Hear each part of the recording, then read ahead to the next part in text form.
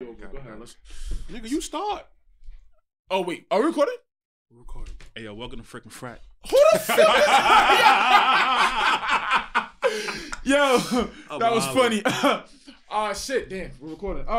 It's your boy Brumman from the 5th floor, aka ISO Joe, aka Joe Johnson with the hoodie, aka Joe Johnson, aka Coach Calipari. If you know, you know, aka God Sham God. If you know, you know, aka Steph Curry, one half of the Splash Brothers. If you know, aka. That's it, right? I believe that's it. All right, cool. Fric, aka Fric. It's your boy King Loon the First, aka Lou Will. If you know, you know, aka Kobe Bryant, aka Wilt Chamberlain, aka the Black Klay Thompson, one half of the Splash Brothers, aka Wilt the Still. Big Dipper, you dig? That's Wilt Chamberlain, aka. I take his aka. He's Wilt, I'm Wilt, so I'm the Big Dipper. I never understood. How were you Wilt Chamberlain again? Because I have stats that will never be even come close to being touched ever. What stats do you have, King? I'm not even gonna. I already get in trouble for talking about shit on a podcast I'm not supposed to be talking about, so we ain't even gonna go into that direction. Your sexual deviant stats? Your coercion stats? So we're sitting here today. Sitting here. Let me get some water. His coercion stats? Ladies, how many times has this man coerced you to go to Rachel's? I wouldn't call out a name, but that ain't me. That ain't me. Stop snitching. I'm not, because Rachel's is closed. But yo, we have got a real special guest in the building tonight. Don't gas it. I'd like to introduce everybody to my man Richie Rich. What up? How you feeling today? Pretty good, pretty good. Okay. Appreciate Now, you having me on. Before we even get any further, I want to say we're about to really dive into a really intellectual conversation. And sometimes I feel like people that look like us, we don't really dive into intellectual conversations because the people having these intellectual conversations don't really relate to us like that. But I'm gonna let all y'all niggas know. Me and Rich are from the same hood, a couple blocks down. Played in the same tournaments, probably talked to some of the same girls, buy the same shit, whatever. Fucking snitch. Whatever. The reason why I'm so happy that we have you here is because I always pay attention to people who say things that look like me. You know, so I feel it's important, like, you know, like the people who are spitting these gems or the people that we all looking up to, it's important that they look like us. So I'm happy to have you here, man. I'm really, really happy to have you. Appreciate that. Thank you for having me. All right, so. This nigga treating like this. That ass. Like, you give us 24 You got the job, hours. nigga. We'll give you. Be you, nigga. So we started. So Rich, so where you from? Let them know where you from. Just so they know we not bullshitting. From Mill Basin. Facts. Okay. If you know, you know. If you know, you know. All right, cool. So what exactly do you do for a living? I'm a teacher. Math teacher. How'd you get involved into that? You a math teacher, bro? Facts. I still count on my fingers. Nigga, we all do sometimes. Embarrassing. It's crazy because one of my friends, she was like, she hit me up. She was like, yo, Rich, you want to be a teacher? That simply, teacher found me. Facts. Are you dead ass? Teacher found me. What? They hiring? Yo, our board of ed is fucking failing. That's what this episode is about. I swear to God. Teacher found me. Like one day I was in the crib. Mm-hmm. One of my close friends called me. She was like, yo, my job is hiring right now. They looking for people like you. Cause actually what had happened was I was in computer programming. Okay. Right? Mm-hmm. And they was looking for a coding teacher. Gotcha. So like a teacher to teach computer science. So when they found out that I had that background, they was trying to get me or whatever. Gotcha. So my first year teaching was I taught special education math and I taught 9th grade algebra as well. Bro, special education, that's a real commitment. Bro. Different. My aunt is a special ed teacher. That's yeah, my aunt teaches the one that from the 50s? Yeah. Oh, I didn't know that. Special education is a challenge, bro. Yeah, that's a commitment. The least amount of students, but the most amount of effort. Absolutely. Yeah, Absolutely. She had a couple of autistic kids. She had a couple of She was your teacher too? Damn. Oh, my fault. I was supposed to say that. You was definitely a basement nigga in Roy, man. It's showing. It's definitely showing. Might have been. But nah, so the reason that I got you here though, this conversation is about to go in a direction people probably don't really see it as. So during this whole pandemic, I had made a post on Facebook, right? Mm-hmm. And I was like, I don't think it was word for. I said, dear New York City schooling system, right now we're on like a pause. I was like, when things do come back in motion, can we reconstruct the school education system? Because I'm going to keep it a buck. As a grown-ass nigga about to be 30 years old, there's mad shit that I'm finding out about black history that I did not know before. There's mad things that I never heard of, and shit that I thought was true is not really true. So I said, yo, we need an authentic black history program. We need a mental health class, and we need a financial literacy class. And niggas was like, bro, we have those. And I'm like, where? I was like, I have never seen like, you know, you got sex ed. You might touch on the, REM sleep, but bitch, that ain't fucking mental health. I'm talking about like some real, like, yo, like how you feeling type. Like, where guidance counselors just help us fill out college applications. But here's the thing, bro. Everybody that said they had that were not in New York City. They're like, yo, we have that in like Texas. We have that in Jersey. We have that in Delaware. I'm like, yo, so what the fuck happened in New York City, bro? And then, we have like financial literacy classes where? Bro, I ain't know nothing about credit until I got a credit card in the mail when I turned 21. Let me tell you something actually too, which is really funny. Like my first year teaching, I had approached my principal. I was like, yo, cause just off a rip, like a lot of the people that I see like from my hood or whatever, they be like, yo, you a teacher? And I'm like, yeah.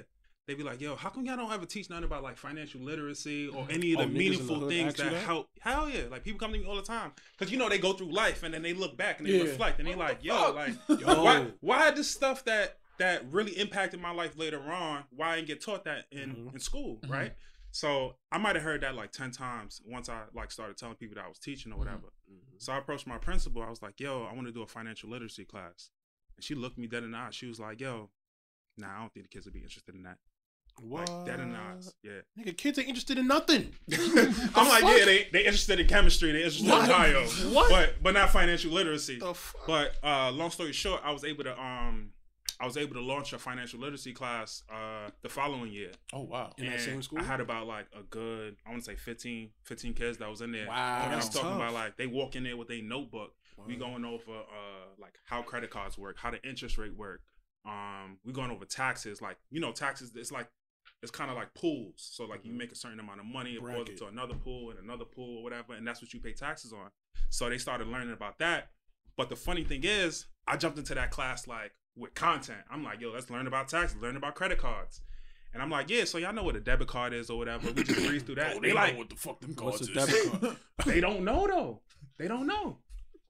Yeah. So like, it's crazy because I had to actually like rewind and like go back. Like from this step is one. Step one. Like I'm talking about taxes and credit cards and how to buy a house and buying a house versus renting a house. Because a lot of our the way that we grew up, our family taught us like you have to buy a house. That's how you achieve like your wealth as a, you know what I'm saying? As a first or second generation, maybe Caribbean parents or whatever the case may be, right?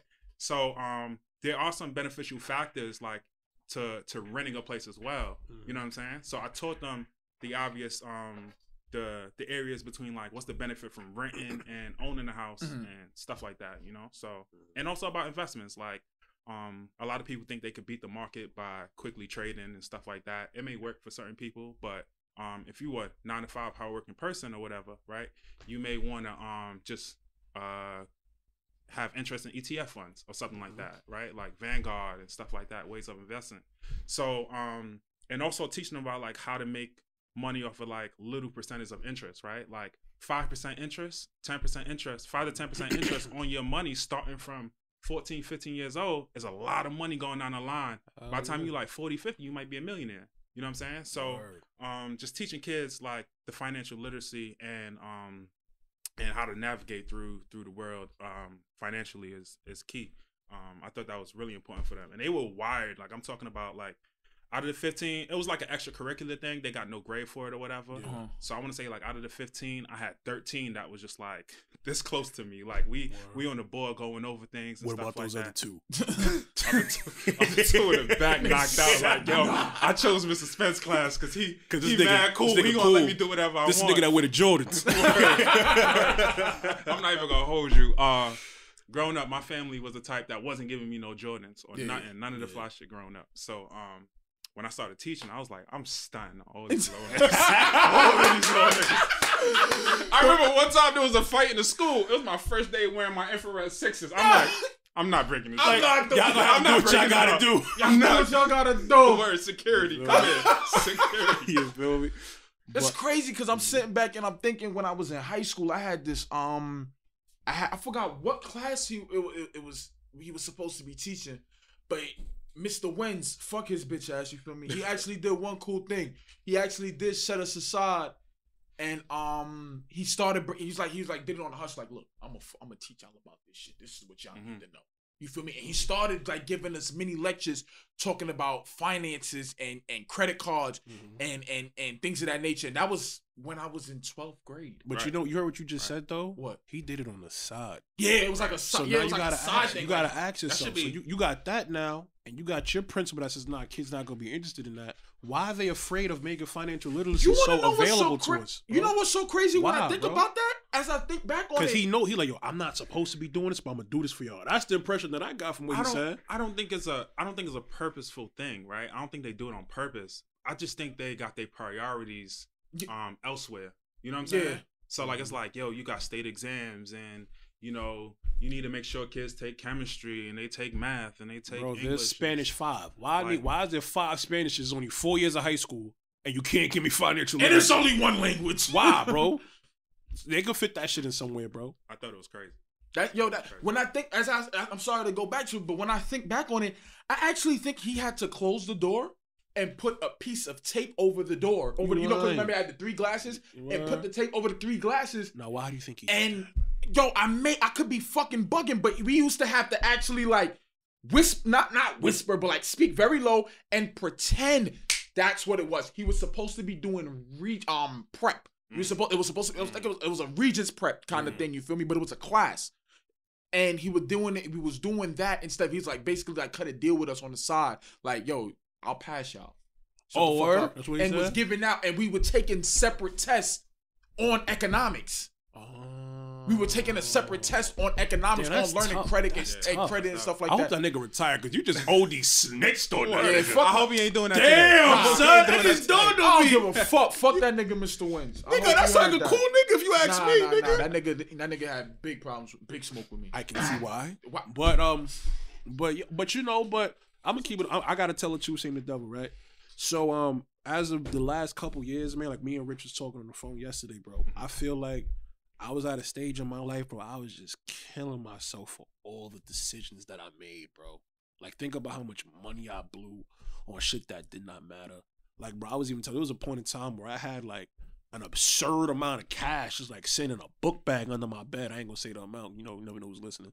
Like, I had an absurd amount of bread just sitting under my bed, bro. And if I would have even had like a little bit of like, financial literacy or whatever the case, I would probably never have to work, never again. You know what I'm saying? But instead, I typical nigga shit, cars, clothes, dumb shit, and lifestyle shit that it was cool. You feel like I have fun, but like Women, don't leave that out there. You trick.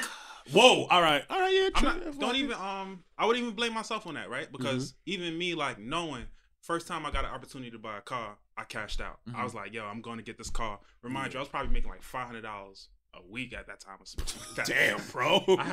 I had the car that was costing me like $400 a month, and then like insurance, everything, gas, whatever. Yeah. Like half my monthly pay was going to a vehicle, and I know better. You know what I'm saying? But I made decisions later on down the line that put me in line. But you know what's funny? This is about to sound very, very stupid, but like it took me into my young adulthood to know, like, just because your income is $2,000 a month don't mean you can afford a car that's you got to spend $1,200 on a month. Exactly. You know what I'm saying? Exactly. Oh, I got $800. I could make bro. Like but you don't really do, like, you don't really have somebody like, yo, bro, all right, listen, look at what percentage it is you spending on just the V. You know what I'm saying? Now you can't get no pickles on your burger. Pause.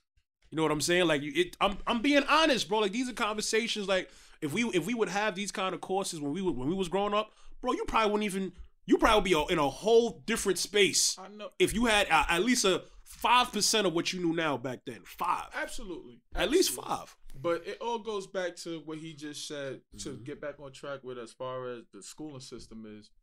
I feel like a lot of us as African Americans, we tend to turn a blind eye to, how do I put this? We want to believe everything we do is right and everything that we do is going to be accepted and there's somewhat like a reasoning behind everything we do. Yeah. But I'm gonna tell the truth and shame the devil, bro. He just said he had a class of 15, right? Mm-hmm. 2 of them really dozed off, was not really into it. Kids have a very hard attention span. We had less. The most we had was sidekicks. These kids have the world right now. Right.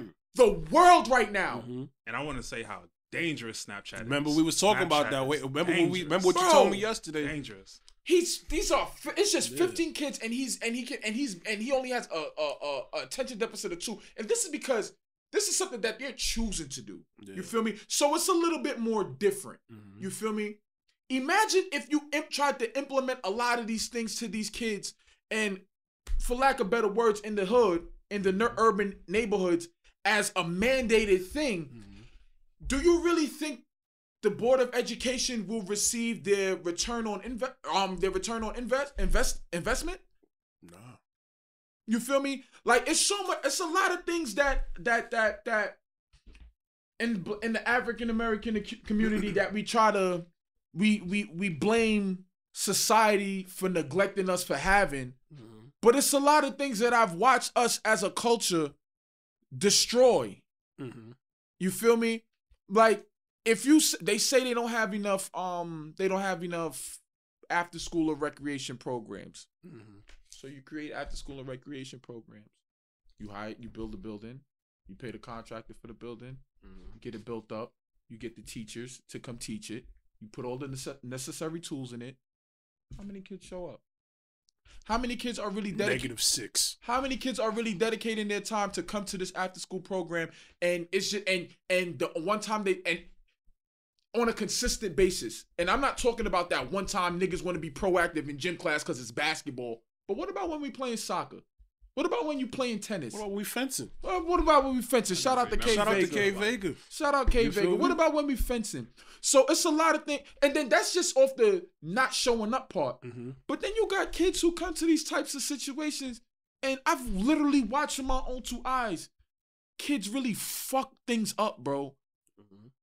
I wouldn't necessarily blame the kids, though. I don't necessarily blame the kids because it comes from a state of anger and frustration and not really understanding situational, environmental, and not really understanding what they have at hand. But I feel as you get older, because I'm not gonna baby you your whole life. I want to ask you a question on what you said, right? Okay, go ahead.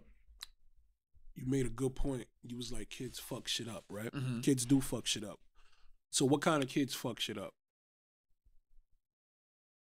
What kind of kid you think fuck shit up, Brent?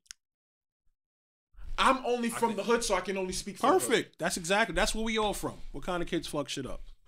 I think, in all honesty, kids that don't have that full village and that full support. Exactly. Okay. Yeah, cool. that's what I was saying. Exactly. So let's really narrow this down, right? So we all from urban communities for the most part. You get what I'm saying? So I was having a talk with a young lady a couple weeks ago.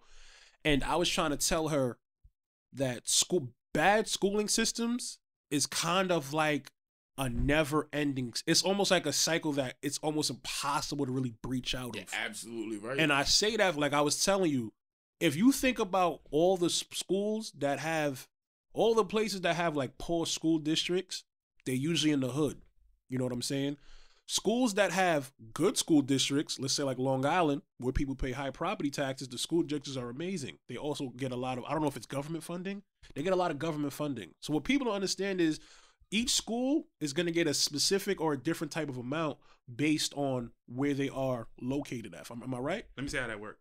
So the school is paid based on the taxes in that community, right? Correct. So, and this is a big piece of systematic racism, exactly. Right? Ooh, so now, I want to learn about this. So dive into this, right? So let's say you live in a community like Long Island, right? Average income in that neighborhood is probably, let's say, $125,000. Okay, right? Per household, right? Out of that $125,000, maybe $25,000 may go to taxes, right?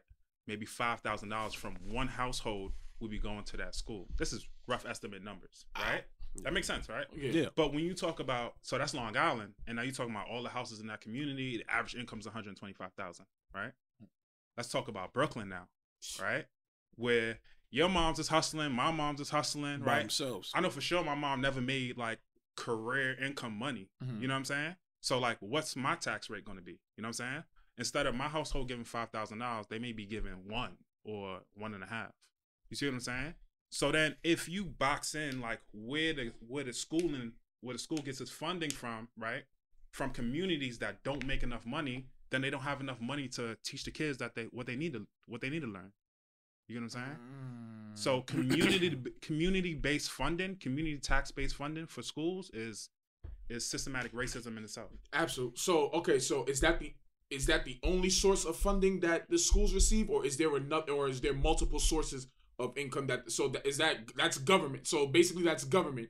So what are another source of income that could contribute to the funding of a school?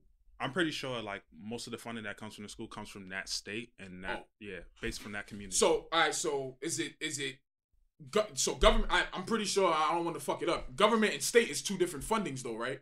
Does the United States give them a certain stipend, and then New York State comes in, or does New York State give them a budget, and then New York City cuts them a budget? I ain't gonna sit here and lie like I know this. Like details. Damn, yes. But I know for sure it comes from the community that they're in. Oh, right? Okay. So like, if you live in Brownsville, right? Oh shit. The school gonna look like shit. If you live in if say you live in Midtown Manhattan, your school gonna look good. You see what I'm saying? So like, that's just the way that it goes. And there's no coincidence behind that, right? Because it comes back from the idea of like redline. You know what redlining is? No, redlining on a motorcycle. We are oblivious to everything. I'm thinking of like on a car or a motorcycle. I'm thinking about some blood shit. Nah, so like redlining is like how they used to segregate communities after the baby boomer age, I believe. Okay, right? Wasn't that us? So hell no. No. So like, it's like the idea that we want to separate like where blacks and where white people live, right? Okay. So like, let's take a community like Detroit. If you go in Detroit, there's clear signs of redlining, right? Gotcha. Where if you're a white family and you move to the suburbs, right, and you're trying to get a house in the suburbs, the real estate agent will take you to areas in the suburbs that's on the opposite side of this line, right? And if you're a black family, you're going to be on the other side of this line, right? So then that's how you get like technically hoods, right? Because all the black people are in this area who don't make good money, right? White people with their caravans and they fucking station wagons and shit is living on this side of town, right?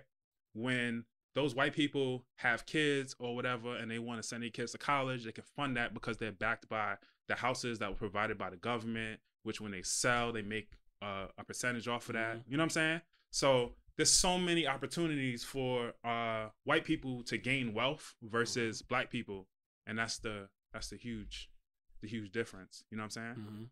Or even we talk about education, but we tangent it, right? Yeah. Even like when you think about it, like think about black people, right?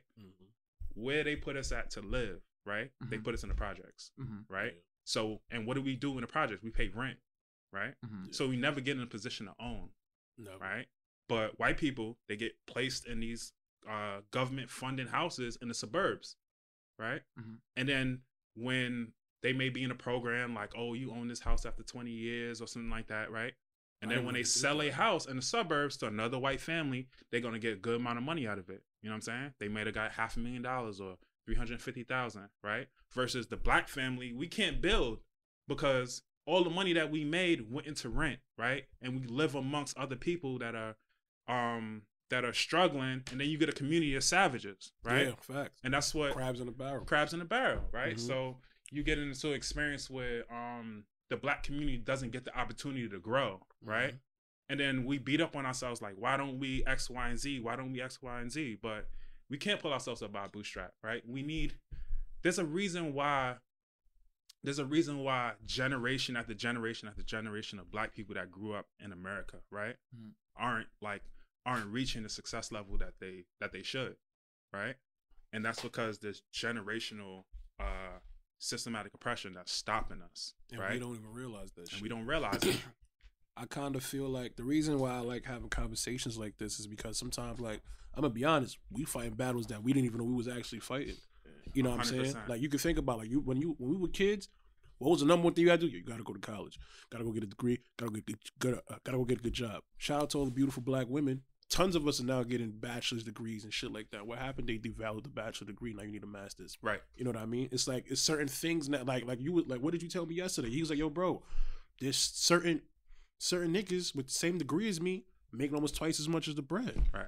You know what I mean? So like, why the fuck would I like now? Why would I even go the extra mile? Like, why would I even go the extra mile in terms of even going ahead and even obtaining a certain type of degree?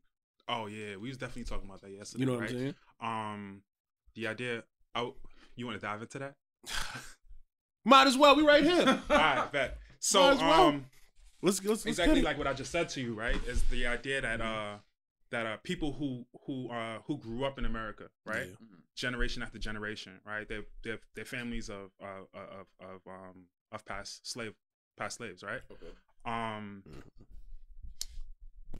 They don't have the opportunity to be as successful as a Caribbean or African family that came to the United States, right? Like, think about our parents. They came to the United States. Next thing you know, they own a house, right? After like 5 years, 10 years of being here, right? Shout out to the Susu head. I'm dead. Shout out to the Susu head. Word. But they able to like achieve like accomplishing buying a home and stuff like that, right?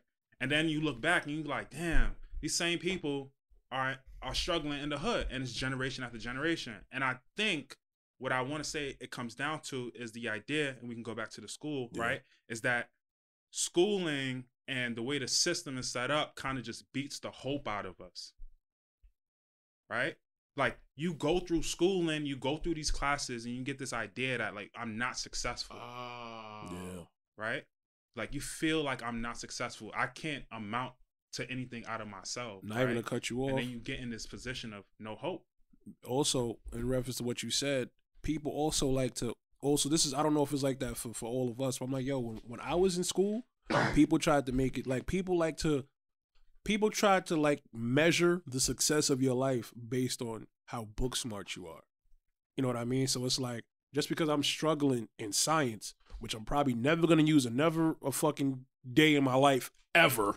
I'm happy you here. I ain't never used y equals mx plus b in my fucking life, nigga. Me? This is day 1036 of my motherfucking life that I have not used Pythagorean theorem. People like to make it seem. People like to make it seem like. What about ax squared plus bx plus c? Who the fuck is he? I never met that nigga. He Trey? He's like, or Stone? Go ahead. He Hoover. But you feel me? But like, people like to also make it seem like, yo, just because you could be maybe struggling like a science class or whatever the case may be, like, damn, like he right, bro. Like, you know how much times I done studied my ass off for a science test and dead ass failed because I'm just not good at science. You ain't go. I be having. You ain't gonna be shit in life. Like, you know, fuck everything then. Fuck and I even explained to you this as well yesterday. Like, when we talk about like the curriculum, right, and how the curriculum is also failing kids, right, is the idea that if you ever get the chance, there's this website called Khan Academy, right, and it's ran by this guy named Sal Khan, and what he teaches, and like if you listen to any of his like TED Talks or whatever, he teaches the idea of mastery, right, which is the idea that you don't move on to the next content until you previously mastered the content before that, right. So here's a perfect example of how that works. And I would like to quote him as best as I can. Imagine you're in 5th grade. Okay. Right?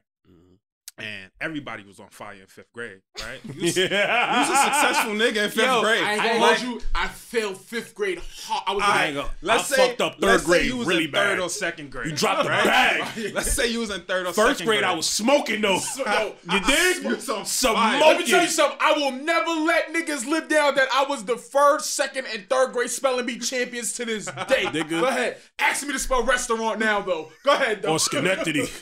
Kosciuszko. Oh my god. Go ahead. Niggas in C. Nah, all right. So let's imagine you in 5th grade, right? And you take a test, right? What was the score you got? 85. 85, right? What does that mean? That means you lost 15% of that content. Like, you didn't know 15% of that content. Okay. Does that make sense? Yeah. Now, you go into 6th grade, right? And now that gap gets wider because you got an 85, right? 6th grade now, you go on to studying new content, but the 15% that you didn't know, right, is maybe the reason why now in 6th grade you only got a 75 on that test in 6th grade, right? Now imagine what that gap looks like when you get to 12th, 11th, 12th, 10th fucking grade. retarded. Now I'm in alternative school. Now, you I'm think? fucking Erasmus. now you're struggling because At you didn't really master it yet, right? So the idea of teaching mastery is the idea of and that's the downfall of the American curriculum, right? Is that like American curriculum is based on whatever age you are, right? You should be at a certain level, and that's the content that you're going to learn. We're not teaching based on where students or scholars are. You know what I'm saying? We should be teaching based on where they are and moving students along. And that's why we're in such a dated system, right? We need to move away from that. We need to teach kids mastery. When you teach kids Niggas mastery, need to start getting left back again. Yo, That that was ass. my. Hold on. That was the very next thing that I That's was what it getting is. ready to talk to you Niggas about. need to get left back. As a teacher, how do you The feel? fuck? Explain to the people who are not from New York what the No Child Left Behind. After you finish what you're saying, I want you to get into the No Child Left Behind, what that is exactly, and how do you feel about that. But go ahead and finish right. your thought. So me personally, I don't think we should be moving on a grade level system. Like Okay. it shouldn't be 1st, 2nd, 3rd, 4th, all the way to 12. Oh, you don't think so? I don't think so. I think it should just be based on what level you are and what level of mastery you need to reach. Does that make sense? Because everybody learns at a different pace. Everybody learns at a different style. You might have been a nigga in school who was like, yo, I'm having a hard time sitting in this seat right now, but I might be a little bit more focused if I just stand up behind my chair and interact with my teacher like this. You feel me? I'm a physical learner. You can't give me a book. Exactly, right? give me a book. Or you may not be in a class, you may not be able to learn you may not be able to learn in a way where the teacher's teaching you direct content right away. You may benefit from watching a video and a moment where you glance off, like maybe you're a student who has attention deficit, right? You may be at a point where you space out, right? If you were watching a video on that level of content or something like that, when you space out, you'd be like, yo, I ain't just learned shit just now. Hold on, let me rewind.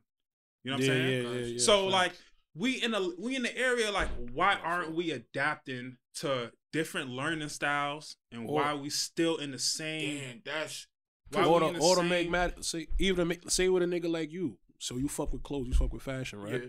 Let's say if your teacher be like, yo, y equals mx plus b, you're gonna be sitting here like, what the fuck is y equals mx plus b? But if they be like, yo, Evisus equal a pair of Uptowns and a football jersey or Allen Iverson jersey, like, okay, That I see how fabulous. you get what I'm saying. Now, you know what I'm saying? But 2020. but also it's, you know, like you At gotta. 47. I feel like there's not enough teachers, and I feel like luckily for me, I was in private schools, a little different. Yeah. I feel for the most part, the average kid probably don't get enough individual attention for a teacher to even pick up on his specific learning habits. I think also too, I think we are moving in a direction where teachers are giving more relatable content to like what those kids are experiencing in life. Right, that would have made me click a lot fast. That's. I think they're closing that gap. You right? got because because you look on Shade Room, you see a lot of like the teachers with do-rags. The teaching mechanism. They look like you. Being able to yo, what's cracking, y'all? But they, you mean like as far as like using song, dance, more relatable things? Are you talking about in that direction? Things that just catch hold interest. I just think that like when you got a white teacher, there's certain shit the white teacher don't know about like how you were raised, or like a white teacher may make a question about some shit like hiking, right? He was like, this person is hiking, like, nigga, we don't hike, right? We like fight. you know what I'm saying? So like you make more relatable stuff, right? Like, yo, this Ferrari goes 80 miles per hour. Exactly. You know? And they're like, oh, Ferrari? I want to okay, take a step back to what you said as far as making that contrast between Americans and West Indian in the schooling system. Do you feel like it's about to go somewhere? I told him this yesterday.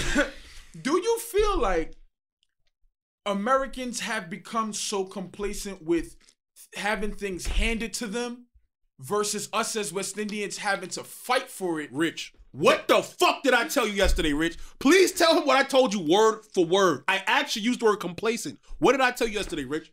I feel like, because you just said like you Americans that we didn't even have this. We didn't. We never spoke about. He just told me this episode never spoke about an hour ago what was going bro, on. I never had this conversation with him, bro. What word did I use yesterday, Rich? You facts. You use complacent. I feel like Americans grow up with the sense of complacement, and with that complacent comes entitlement.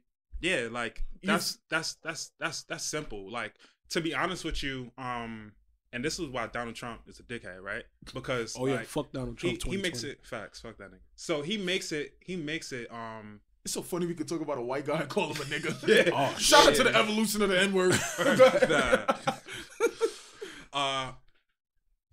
Immigrants that come into America, that come into the States, stop saying America, that come into the States, right? Mm-hmm. They are coming to the States with a level of education level that is like out of this world, right? You think so? Elon Musk is from South Africa. You know who Elon Musk is? No, fuck me sideways. You're lying. Elon Musk is from South Africa. Elon Musk is the nigga who made Tesla. Oh, he is? He's from South Africa. He look like he's from South Africa. It will be a Nigerian to make a call with no power. Wow. It will be. Them niggas is some scamming motherfuckers. Sell you a car that's not even a car. Right. They've been scamming forever. Go ahead. Here's his car plane. He's from South Africa, migrated to Canada, migrated to the U.S. My fault. That's the favorites. I'm going to turn it on airplane mode. Sorry, Ma. Call you back. He migrated from South Africa to Canada to the United States and went to UPenn, right? Or just think about like most of the people who are successful here, they from China, right? Africa, India, right? Oh, heavy on India. Shout out to Bora. A lot of our skilled people, like our programmers, our engineers, Japan, our doctors, they come from outside of the US, right? So if you down those people, right? Like if you talk down on those people, like you on. Well, here's the thing though. In reference to what he said, right? One, we are complacent. But also what I was telling you also was this. You think about your mother or your mother or my mother. My mother is from a small place called Barbados. She came when she was 16 years old. My grandmother was here like as a nurse prior to bringing her and my aunts down.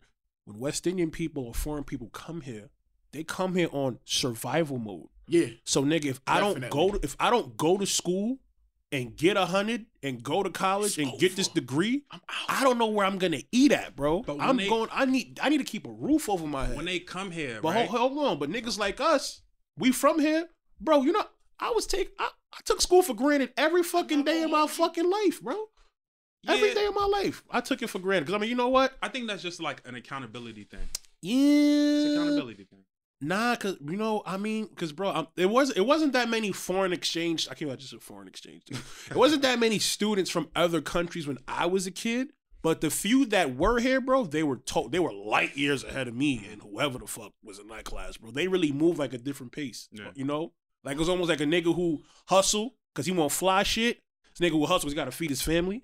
Like you can see the difference in they swag and they aura and how they move. Exactly. Bro. Two totally different things. If you got a family member that's coming from the Caribbean, right, and they like, yo, I get a chance to go to the States, right? They're coming here with hope, right? They're like, yo, if I come here and I work really, really hard, I could figure it out. Yeah. You know what I'm saying? But like us in that case, right? Like it's either you got good parents who know how to like raise kids and manage them and navigate through the education system and college and all that stuff. And then you have some people who just like don't have that opportunity, right? Who just doesn't like. I know sometimes you see like you may be in a store and you see a mom like yell at a kid crazy. You like, damn, that kid ain't got no chance, bro. Like, yo, facts, bro. Ain't got no chance. I can't believe on Instagram. I believe you. I can't believe some of y'all are really parents, bro. Just seeing what y'all post, I can't even imagine what you be telling your kids, like, bro. When you look at that and then you come back and you look at those kids when they get older, they gonna be saying the same shit we said. You see what I'm saying? Yeah. They ain't really had to. When we speak about lack of hope and like motivation, I was sitting here thinking about all my life. I always compared my schooling to shit that I saw on TV and movies. Yeah. So it's like you mind your business. You went to private school. You can't commit to the struggle. I went to prep school. We think you went to prep school, then private school. Nigga never been part of the struggle. But you know what? Your input is definitely needed on this conversation, though. That's a fact. It's one of those. And we can talk about that too. Yeah, I definitely think those kids who went to Catholic school, versus those kids who went to private school, just the success rate is significantly higher. They were getting touched more. Yeah. Sorry. It's a lot different too, because it's almost bro. Wait, and there's another thing too. Like one advantage that you get from going to private or Catholic school that you don't get from public school. Going to like a private, it's almost like a frat, my nigga. You know what I mean? Like once I go, anyway, I went to Bishop Loughlin. Oh, you good, bro? You know, I done had a lot of doors open this all for the schools that I've been through. That's a fact. You know what I'm saying? But to go back to what I was saying, about it ties into to something like that, but it's the image that TV and that society depicts upon us about what high school and junior should look like. Moral, you sit down, you got to think about this at 13, 14 years old, you turn on That's So Raven. You want for us? See them, yeah, for us. Mm-hmm. You turn on That's So Raven and you see kids going into a locker. It's like, oh shit, a locker, going to grab their books. You know, then they're talking about, in high school, talking about the homecoming dance. And it's like, oh shit. And then we get to school, we like, oh, it's about to be lit. And then these niggas said, Freshman Friday. Here come the Latin kids. Even talk about that type of trauma, though. Yo, Freshman Friday's a scary thing. It don't even gotta happen to you. Before we even go that further, you just gotta feel it. Before we even go that further, I want y'all both to think about this, right? On a scale of 1 to 10, how would you rate the difficulty you had of going to school from like elementary school to high school? You talking about like in the classroom or social? Nope. Distance? Period. Just period. Think about all the obstacles you had. 10, nigga. 10, right? Yeah. And remember what you said. Talking about he that said yesterday. he was talking. He was like, yo, his girl. He was trying to tell her his girl live in Jersey. You said, right? Yeah. He was like, yo, I'm trying to tell you, like, yo, like. How do you know Brooklyn? this man's not a cheater? What the fuck is wrong with you? Why would you hide him up like that? What is wrong with you? Now we gotta block his face out on the camera. Damn. Thank you, why not? You just ruined the fucking episode. What's gangland? On the first 48. You feel me? But he was telling his lady, he's like, yo, I ain't gonna lie, like you wouldn't. He was like, yo, you wouldn't understand, but being from Brooklyn, we different. Like we go through shit you wouldn't understand. You feel me? Like you think about, yo, you had if you go anywhere outside of New York City, bro, you go upstate. Yo, they got yellow school buses come pick you up in the morning to take you to and from your fucking school. The most thuggest nigga in the school in Jersey had to rob me. Right. That nigga owned the back of the bus. Think about it, bro. You got direct transportation, nigga. We gotta hopefully if we don't got our zone school, nigga, we traveling from Brooklyn. You know how far this go from Canarsie to fucking to go from? You know how far? I didn't even realize. You gotta wake up at 4:30 to get to school for 7:15. Boy, let me bust you. it. Go buy your own bacon and cheese. But wait, there's more. So now you gotta ride through all these hoods, not know if you even gonna make it to school. Before you, and now, not to mention, bro, niggas might get you for your metro. I'm keeping it a buck. Y'all might think it's a game. Yeah. You would get your metro card taken or your cell phone. This shit was working from January to June. Listen, that shit was a super unlimited. Now on top of that, we got metal detectors. I'm gonna get my phone through the metal. You gotta leave your phone in the corner store. Y'all don't know about that. Y'all not from out here. Stop leave that your right phone there. in the corner Pause store. right there before you even get there. For my out-of-towners, y'all don't understand. You don't understand what it's like to go into school being set up as a convict or Fric. And I want to get into that because I'm not gonna sit here and play innocent and play the victim role as to why that even happens. But for those who didn't even participate in those type of things, imagine being subjected to the idea that you are a convict from the time you step into the New York City public school system. We went to Roy H. Mann. We had metal detectors since I was in the 6th grade. That's not normal though, bro. Since the 6th grade, I've been getting strip searched to go on the Rikers. Think about it. They search you more at Roy Mann than at the airport. Roy Mann has made me more of a man than any high school or college that I have went to, and that is a junior high school. And that's sad, bro. I've been prepared for life since 6th grade because of the junior high school that I went to. Junior high, 6th grade, Orange Metro. 10 years old, Orange Metro card. You feel me? Your first time through the airport was quick because you feel. I was here. You feel me? Oh, let's say, bro, nothing. That wasn't even scaring me that hard. But the struggle continues. Go ahead. Now, like I said, you rolling through now you already up 4 hours before your first class. Now you already think about, I hope a nigga don't rob me. I gotta ride through every opposing hood. Then you get to school, you got metal detectors. Niggas treat you like you fucking convicts. And bro, this is all before you about to go and sit in the class where you're not even getting direct individual attention. Right. You know what I'm saying? And now, on your way back home, it's lit. But let's pause. Imagine going home from Atlantic Mall, bro. Even if something happened to you on your way to school, right? Let's just say you got on the bus, your shit didn't work. Yeah. Right? The bus driver like, nah, you gotta get off. Gangster. Right? Where you going? You going to school. It's 7 o'clock in the morning. You look 13 years old. Or you got robbed. You just don't have your metro today, bro. You got robbed. You don't have your metro today. So every day is a difficult day getting to school until they give you a next metro card a week later. School, bro. Right? So how you going to school and learning? And how you going to school learning? You already, bro, your whole mental is mad. already fucked up before you even got the homeroom, bro. Now it's fuck the world, and you sit in a homeroom, bro. And we don't even. A nigga like me would be in the homeroom as a teacher, right? I'd be in the homeroom as a teacher. I see like 3 kids come inside school, like, fuck, I gotta be here today. I'm like, damn, what happened to this nigga today? Yo, you know what I'm saying? Bro, no funny shit. Nah, I ain't gonna hold you. This episode is really and triggering, you like, just said it, bro. Right Remember what you now, said bro. about the Ville? Shit, we feel that this shit is normal, but bro, it's I got not, bro. goosebumps. I was gonna say this too. Normal, It's like bro. even just like growing up in the Ville, right? A nigga walk his dog take a shit, right? Ain't nobody picking up that shit, right? Hell no. That shit disintegrates, nigga. It gets dry, turns into like a powder form, and then that shit just start blowing through the air. Now you smelling shit, right? Like, and you don't even know, you don't see where that you shit don't coming know, from, bro. You know exactly. So like, your trauma is like, son, and I'm bro, getting goosebumps. and bro, just and thinking now, about and this now, shit, so here's bro. and now here's the real shit now. So let's say you went to, you said you went to Grady, right? facts. No Alright, Lady boom. Grady, damn. Great. Where? What do you call that Coney neighborhood? Island. That's Where would you? What would you call that's Dewey? Where is Brighton Dewey? Beach, but All right, everybody would- let's say everybody like would James know, yeah. Madison, right? Let's say Madison, right? Let's say shout out to Alice with the Madison, right? Let's say a nigga like me, I go to Madison, right? One, I live on the other side of the world. That's one. But if you think about it, Madison is in like a suburban area. Definitely. So let's say if I was privileged enough to even go to a school that even matches my education level, now I'm worrying about fitting in, bro. I'm going to school with parents who average a house about maybe $250K a year, and my mom probably like 45 on her own. Now it's about to sound stereotypical, but now niggas is roasting you because you can't really keep up. Right. You not fly, you don't got lunch money. You know what I'm saying? Like this shit really happens. Or maybe you got a half fare metro. Went to Madison. A lot of black kids that went to Madison like become like those white kids. You know what I'm saying? Like really? weird, Yeah, like, bro. weird. Then they type, end up like Alex. Even Sorry, just fuck with Alex.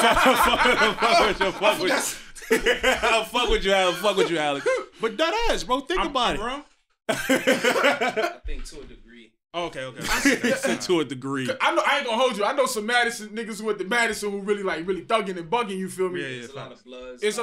Madison was definitely getting it on. I know when my cousin went to Madison, there was a lot of niggas like the type of niggas that he's talking about. Yeah. And now, bro, this is Madison. So I seen it's a lot like of black niggas. Madison is definitely a melting pot. I seen a lot of black niggas smoking cigarettes coming out of Madison. Niggas wasn't smoking cigarettes when he was young, bro. Deli, yeah. Madison was and smoking Millwood, cigarettes, for bro. real. So now imagine, bro. So now let's say I can keep up because I do got the mental capacity to fuck with y'all. I'm already feeling at a disadvantage because there's so much other shit I gotta deal with. I feel like I'm not gonna sit here and hold you. All my life, I've never fucked with. I hate uniform. I hate uniform. But as I sit back and I think about it, I feel like just in time. uniform might actually be the best thing to ever happen. I feel like I don't want to say it should be mandatory, but it should be heavily implemented because that is one trauma that can that is one your burden life up, that bro. you can alleviate. that you can alleviate from a lot of New York City high Or school. even thinking about this, right, which really messed my head up so much. Like every time, like you go to one of your friends' house or something, what's the first thing you ask them for? Food, water, bathroom. Food, water. I bet. What else? Like you Video chilling game? at your friend's house. Like what you doing? What you bro, asking for? yo, bro, You asking for the Wi-Fi? Yeah. Oh yeah. Fact. Fact. the Oh, you talking Wi-Fi, about in today's age? Oh, There was yeah, no yeah. Wi-Fi when I was Yeah, young, yeah. nigga. But ain't no Nah, Wi-Fi. You asking for the Wi-Fi? So you just think it's standard in every Wait, home? y'all remember when there was no Wi-Fi? Yeah, Damn, we download- old, bro. I remember downloading porn in the library on your PSP? No. Deviant? My No, fault. bro. Wrong episode, I didn't wrong know episode. That was possible. What didn't the know that? fuck? No. Wait, y'all didn't have the Wi-Fi password for the library? I had a PSP. I ain't too. know you didn't watch know you porn go to the on internet it. with that. I'm here watching the Omarion video. Nigga dance. Remember the shit came with the song? You beat off to Mario? That shit came with it. So that's what you beat off to? I wasn't beating off my PSP. Wrong episode. That was last episode. It's last week's episode. You go to your friend's house, right? You Yeah, be like, Wi-Fi. Yo, y'all got Wi-Fi, right? Yeah. Just like the experience that I'm having right now with the which really fucked my head up. About we got 180 kids in my school. I don't even know if I should be mentioning this, but about like 50 of them kids don't have no Wi-Fi at home. Right? Like something that I thought was like standard, like Mandatory. water or just like, you know what I'm saying? Just like mandatory, like I thought was mandatory. They don't even have. So I'm just like thinking about like, what are my kids' experiences like, right? Like in some form, like all of us have a privilege, right? To a certain degree, certain level. Like I grew up, both of my parents, I grew up in a house, right? That's a privilege, right? Yeah, Like hell yeah. the niggas you know that you grew up with probably didn't have that. That's a privilege. didn't have that. You know what I'm saying? So like I'm just thinking about like, damn, what level Like that's so crazy to me. Just like kids don't even have Wi-Fi. Like what are their parents going through? Not right? to mention it's mobile learning now. Exactly, They bro. really fucked in the ass, bro. And then niggas is getting roasted online when your connection start breaking. Oh, they start cutting your ass. Wow, your niggas find anything to roast Yo, you these for, little bro. niggas is savages. They worse than us. They Bro, worse than us. They was worse than Bro, us. your connection start cutting out. They Oh, like, this yo, nigga broke. Bum ass nigga. What you got, Sprint? He on a hot spot. Not your hotspot having ass. But with you saying all of that, to get back to the on education, as you as a teacher now, what do you do? What do you do in your curriculum and in your and part of your day to day in encountering these kids?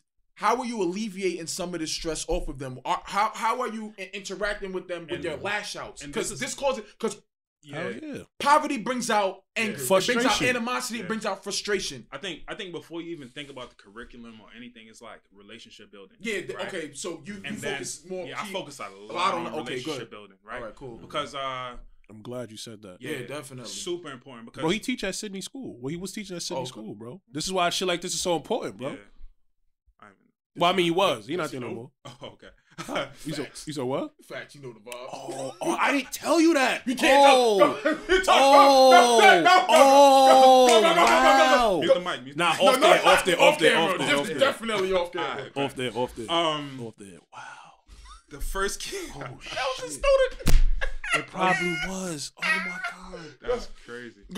We gonna tell you later. The first key piece is relationship building with kids, and just like understanding like where they come from, and that's why it's important that you have black teachers in classrooms as well, People right? that look like because us. people that look like you can relate to you, right? Exactly. I thought what was weird too about like even like my old school that I used to work at is like a lot of the teachers were coming from like different areas of the country. Of the I'm country? Like, yeah, like we had teachers from Cali, we had teachers from Texas, Atlanta, like teachers from everywhere. We had that in Roy Mann as well. A lot I of didn't teachers have from- that. I didn't have that when I was growing But I up. felt like a lot of teachers that we had in Roy Mann was like a bunch of like white teachers that are from Mill Basin. Yeah, we or, literally like only. Sheepshead or whatever. I ain't gonna hold you. Yeah, Shout it out was to very Miss few. Sanabria because Miss Sanabria Miss definitely used to Sanabria, hold yeah. it down Yeah, on some shout like out to her, on some sure. on some black on a black level. You feel me? Like really like yo. Come Hold it through. down on some shit like, yeah, I know what these crackers doing. Him and Miss Thompson. Come through. Miss Thompson. I never even had Miss Thompson, but they was like this. So Yeah, definitely- yeah. they hit him with that nod, like, yo, y'all Where was little niggas- Thompson at today, bro? I don't know. I think I seen her. Yo, Miss Thompson. I'm I wonder hollering. what Miss Sanabria daughter looking like. Remember Miss Sanabria always used. Sanabria daughter, I think we mad cool. Yeah. Oh, what? Yeah, She, yeah. my mom saw. I saw Miss Sanabria and her daughter. She always used to brag about her daughter. Like, She was fire? Her daughter was Ariel. I think her daughter's like either engaged or She got it. Yo, married boy, she got a boyfriend. Some You shit know like what's that. funny? She sent her kids to private school and she used Yeah, to she brag fuck about that. that. Yeah, like, She oh, used my to kids. shit on us. Yeah, about like, that oh, shit. she come in with knew y'all that. bum ass She niggas. knew. She really Y'all used to bum shit on ass like, niggas. hell nah, he's sending my child to no Roy Right. Man. No, her daughter did go to Roy Man. Her daughter went to Ray Man, but she And went to Ford after that. Yeah, she Oh, went she went to. Oh, that means I probably know her then. She went to Ford. Nah. She's way older than you. I'm not She's gonna older mention than her me. name, but Oh shit. I'm gonna spare her name. Yeah. I'm He gonna spare her was name. definitely shit. She was like, my child ain't going to no Yeah. fucking boat. But nah, but even Shout out but, Mr. but yo, to add on to what you said though, you right. It's important that we got people that has look Yeah. like us. Like that shit. Like sure. a lot of people think it was And it funny. makes a difference. Like, Yeah, kids like- come to school more when they That got a is. relationship with their teachers. Definitely. Right? Like, if you just experience some shit at home with your mom or your dad or the nigga who lived on a block that just Yeah. jumped you the day before or some shit like that, right? That, You gonna go to school to your black teacher who you know and like have that conversation, right? And that's Not- solid. You know Not what I even on no snitch. Wait, what you said? I was gonna say too, the shit that you said too, like it was a joke. Remember when you was like, yo, when I wore my infrared to school that day, and I ain't Yeah. break it. Yo, bro, if I was like in 4th grade and I saw a teacher with infrared 6s, I would talk to the nigga, That's bro. that's a fact. And So if he was like, yo, bro, yo, look, you do X, Y, and Z, blah, blah, blah. I will connect with a nigga who got on infrared 6s before I fact. connect to a nigga who got on fucking. kids used Clarks. to You know what I'm saying? used to come to school just to see my feet.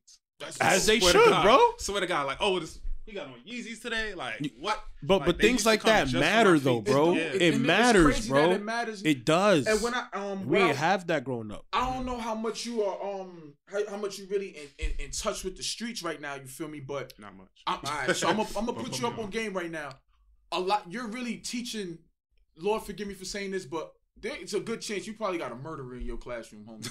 Yeah, These bro. I'm on some serious. You got these little kids right here. I got some little niggas that's like calling themselves blickies online. You feel Bro, me? at my niece Sweet 16, this nigga dropped the rakes. I said, what? Yes, bro. At my niece Sweet 16, they was playing. Facts. Yes. I know Cindy. Yeah. You see, I told you that ass teacher at Sydney School, You bro. feel me? You got Nigga dropped the rakes. I was like, you did what? What you doing? I'm like, bro, are you shitting me? There's a lot of kids. What did niggas spin the block on that? On the Sweet Exactly. 16? And mind you, shout out to Tommy. Tommy got that shit on picture. He didn't upload it for obvious reasons. But now what happens if he goes and he uploads that shit and it's on the gram? You know how far to reach social media is, bro? Bro, now, You know how far social media reach, I bro? almost died at Roy Mann over a note.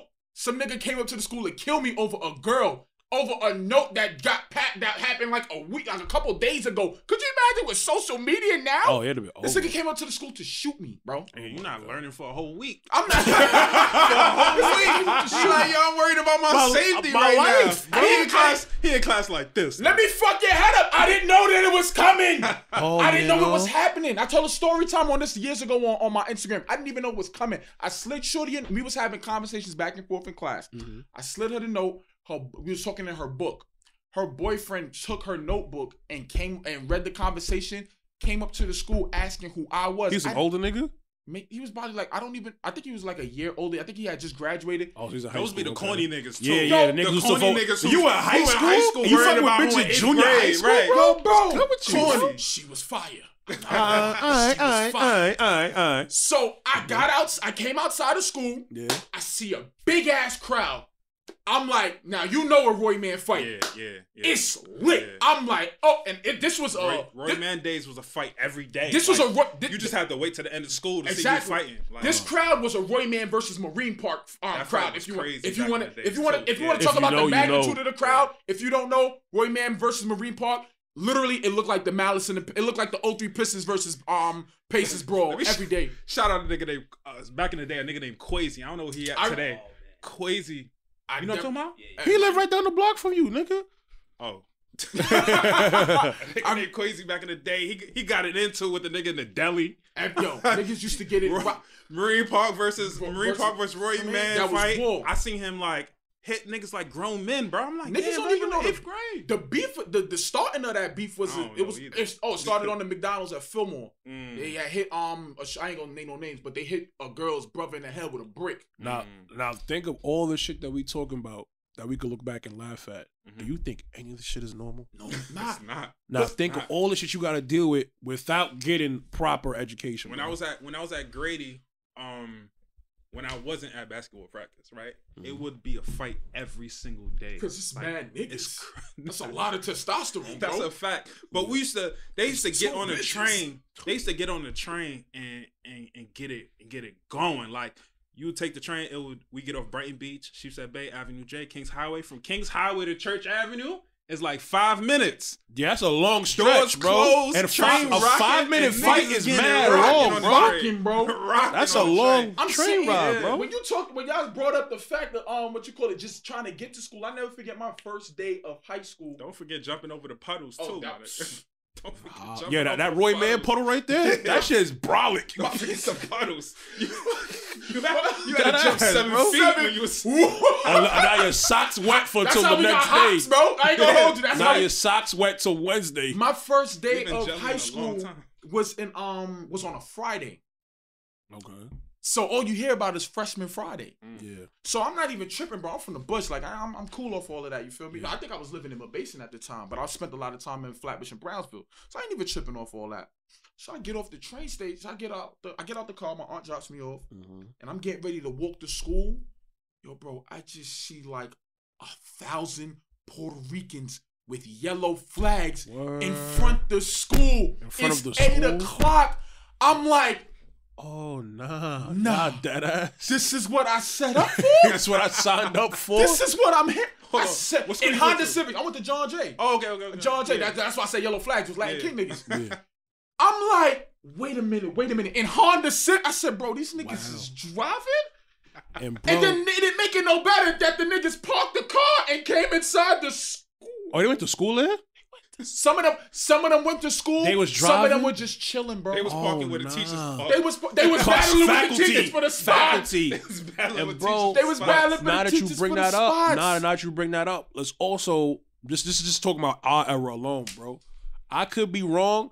I'm gonna go ahead and say this. I feel we went to school during the biggest gang era in gang history, bro. Oh, There was yeah. bro. I feel like maybe 40% of Brooklyn was gang affiliated when I was in I would junior high school, bro. anybody that went to South Shore in the 2000s, oof.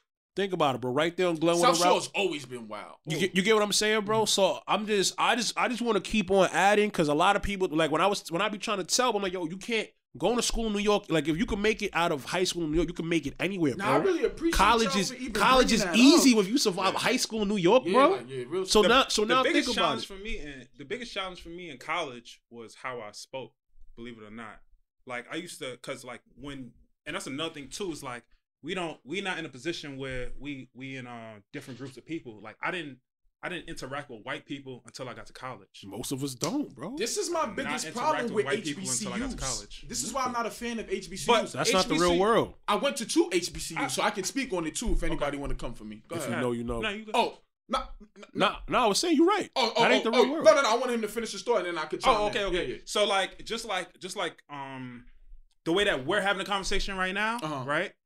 And like we saying like we cursing, all that type of stuff. Yeah. It was difficult for me to go to college and just have a normal conversation because I wasn't interacting with people properly the way that I should. Yeah. So it took literally every conversation in the beginning of my college days was just me being on my head, making sure I'm not saying no stupid shit And you remember what we said yesterday? or just writing. Like Remember, write. I was saying people like us at this table, there's not many of us in this world. You feel me? It's only so many, it's only like maybe 3 or let's say 5% of niggas. We can be in the hood. We can talk amongst niggas. We can go on a job interview and articulate ourselves. We can be a professional space. We can speak about sports, rap, and music. And we could also like display intelligence at the same time. Mm-hmm. You know what I'm saying? So you saying you didn't feel like you fit in, you just probably wasn't really tapping into who you really was at that time. You know what I'm saying? Because we so used to using one dimension of ourselves. You know, like I'm so used to talking like, yo, That's a good point. like, yo, what's cracking? Blah, blah, blah, blah, da, da, da, da. Right. You know what I'm saying? Like, Oh, so, yo, imagine what's going on? For 12 years, my whole greeting is like, what's good, my nigga? What's good? Like, Yeah. when you see somebody That's right. in a professional space, you're going to be like, yo, like, how do I greet this person, actually? Like, You got to think about hey, it what's now, up? bro. How are you? Like, you know what I'm saying? You want to know what's something so crazy now? As I Not flash, to mention they judge us by how we look. That's a fact. As So I- that's exactly why feel I me? was definitely in my head because I knew I was being Bro, you know they judged. look at waves. just Like, off a if you first have impression. waves, like, oh, this some hood nigga because you got waves. I Like, ain't gonna hold you. They're actually fascinated about waves. I'm not. nah, now they are. Now they want them. When I think You- about it now, now they want. Yo, you see the white boy Yes, crying over the wave. yes. That shit was so fun. It's adorable. But when I actually sit back and I think about it, I think about how insecure I was about when you just spoke about speaking in different scenarios and amongst different spaces, people yeah. in different spaces. I think about how insecure I was and how much I got to college and began judging a lot of my peers because they wanted to excel, and I felt like they were like, Why would you judge sucker. yourself, nigga? It was some sucker If you was ass- smart in the hood, you was pussy. No, It's funny. Meek Mill was saying that the other Yeah, day. bro. Like he was talking about Kev. What's the nigga name? Something Kev, right? But he was like how like Kev is like a funny kind of goofy kind of nigga, right? And to some degree, like niggas in the hood would hate a nigga like that, right? Like, yo, I want to be the cameraman. Like, nigga, we don't do no camera shit. Yeah, Like, sit exactly. down, Yeah, right? Oh, You know what I'm okay. saying? Yeah, So yeah, like, yeah. in the hood is like doing anything outside of the norm, Normal, right? yeah. You was being judged for, Definitely, right? bro. So the nigga who was drawing, he was drawing and hiding, right? Yeah, Or- hiding. Yeah. Right, Facts, or the nigga bro. who just had a creative mind, he didn't want to be creative because it wasn't cool. It wasn't cool to be accepted. I'll give you one even You know more. what I'm saying? Nigga, how many niggas you grew up that used to sing? You know how much niggas used to sing that never sang because if you sang, you was soft? Too Bro, I've been an gangsta to R&B sing. nigga my whole life. I could Too never gangsta jack to that. sing. That's what I I'm just saying, started letting niggas I fuck with R&B. A lot but of niggas wake up too gangster. couldn't bro. listen. You Yo, couldn't. yo, You that's couldn't listen to no R&B. You couldn't be no Niggas ain't R&B. want to dance. Like, Yo, you Right? feel me? What Pop Smoke said? What Pop Smoke says? He said, "Don't think don't think because I dance. Don't think I'm pussy because I dance. You get some on, shit you like fine. that, You couldn't right? dance in like That's in his 2004, head. bro. Like niggas probably think I'm pussy because I dance. Or I can sing. Think about all these talents we got Right. that we getting frowned upon because of that box that we put out. Yo, nigga, if you don't play ball or football, if you don't rap, or if you ain't gangbanging, you pussy or you a loser, or if you ain't fly. I definitely made myself a victim. That ain't your fault, though. Of being, because they had this. I don't know if y'all familiar. They have this program in colleges and HBCUs. It's called 100 Black Men. I believe it. I think. Okay, yeah. 100 Black Men. One of my friends is in that in Houston. Oh, that's what's up. Because I went to TSU. I went to TSU in Houston. Yeah. You feel me? So when I used to see them, and they got on their bow tie. They got on they have where they come dressed down. You feel me? They come in and implementing policies, and I'm sitting there like, yo, look at these sucker ass niggas, bro. I'm like, yo, these niggas is corn. And it was so. And when I ain't gonna hold you. I was a terror. You can ask any. I was a fucking terrorist when I got to college. Everybody was on campus looking for books. My first day on campus, I went looking for a gun. You feel me? As soon as I got on there, my first day on campus, I went looking for a gun. And that's crazy because that's what you got to think That's about. what I was thinking about. The first thing on my mind, I said, yo, I need a gun.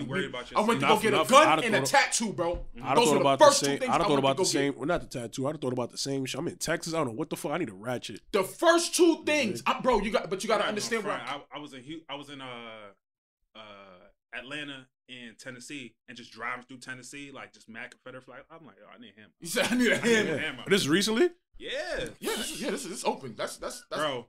The moment I don't want to butcher nobody's name. George Floyd, and then son who got killed at the Wendy's. In Atlanta? Sleeping in his car. Yeah. When that became a thing, right? And I swear to God, like I'm driving on the 75, going south to Atlanta from Tennessee, right? Confederate flags everywhere, bro. I'm talking about Confederate flags that could take up this whole wall, bro. Damn. Like huge, like full mass. Like I told you, bro, my father rides with a Confederate flag in his car, bro. That's a whole conversation for another That's podcast, a whole nother conversation. That's a whole nother thing. But my father's a redneck. But when I seen that, I was like, nah. Yeah. Nah, I got it. But here's the thing, I ain't though. got nothing, though. Houston's not like that. I don't got nothing. Houston's not like that, though. Houston isn't. I won't say it's not like that, but Houston is not. It's not what people think it is. It's not the Texas that you're. I think it's Slim Thug when I think about Houston. I'm dead. H-Town. I think about V-Live. He said I think this nigga's freaky. Hell, you a freaking little bitch. Nigga looking for Malaya. I'm hollering. Shit, house cleaning now. Or Maggie.